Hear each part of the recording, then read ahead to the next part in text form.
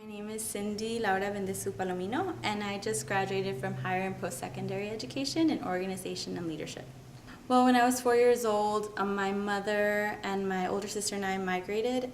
We crossed several borders from Lima, Peru, to come to the United States.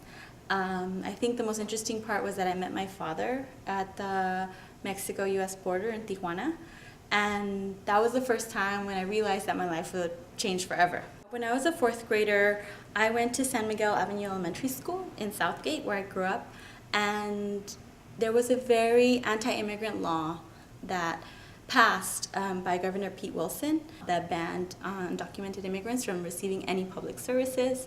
So we wouldn't be able to go to the library, which we went to daily, and we wouldn't be able to use all of these like hospitals.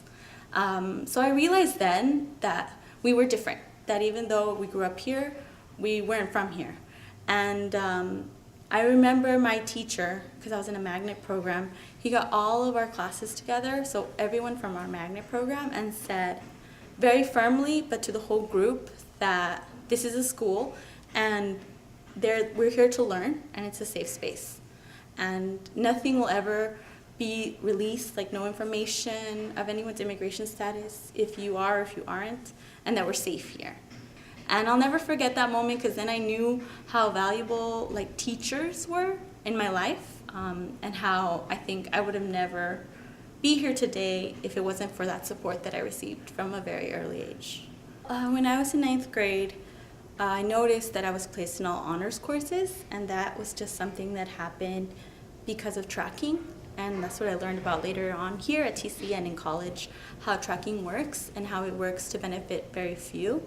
Even though I did very well in school and I performed well based on the standards that they set, I wouldn't be eligible for a lot of the things that my peers were, my friends.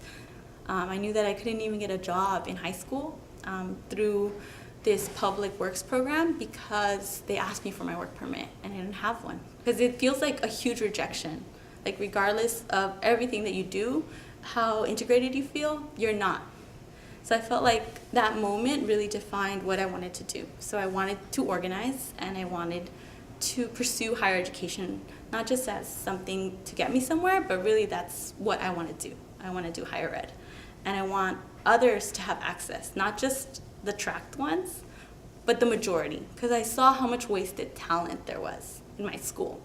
Luckily, I had a lot of support in networks, and there was just specific social agents that I remember who really took me under their wing, who mentored me. I did a summer research program at UCLA, and those mentors, like Dr. Ernest Morel, I mean, now I work at UMI. So I feel like those connections that I made, regardless of my immigration status, really helped sustain me through like spouts with depression, because I was very disillusioned that regardless of all my hard work, I wouldn't be able to have the same supports that I knew I qualified for. But at UCLA, folks got together and we started organizing, first just educationally, like counselor conferences and going to our high schools and giving this information in community fairs and community events. But then we really started organizing, like lobbying, and then doing a lot of community organizing, going to the rallies, marches, having our own mock graduations. So we decided to start lobbying for the California Dream Act, which was actually passed 2 years ago. And we now have deferred action because of that momentum that has increased. And I feel that this year, we're gonna have immigration reform.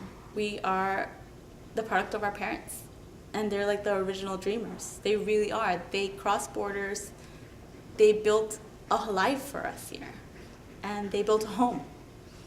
And I'm so proud to come from where I come from, and I feel like that was hard for me to say a long time ago because I was really ashamed. And now, after losing the fear, after gaining this huge privilege, which is my residency, I learned that I have to be responsible for all these privileges. Like, I have a huge responsibility. So it's like getting these titles, getting this MA that I just received last week, and holding it in my hand and knowing no one could take this away from me. This is a product of sweat, blood, and tears, but it's all for my family, it's all for my community, because I'm a reflection of them. But I'm also excited to take everything that I learned here, take it back to my community, and continue to make change in a different way now, more in research and policy, but also in supporting young people, who want an education, who deserve it.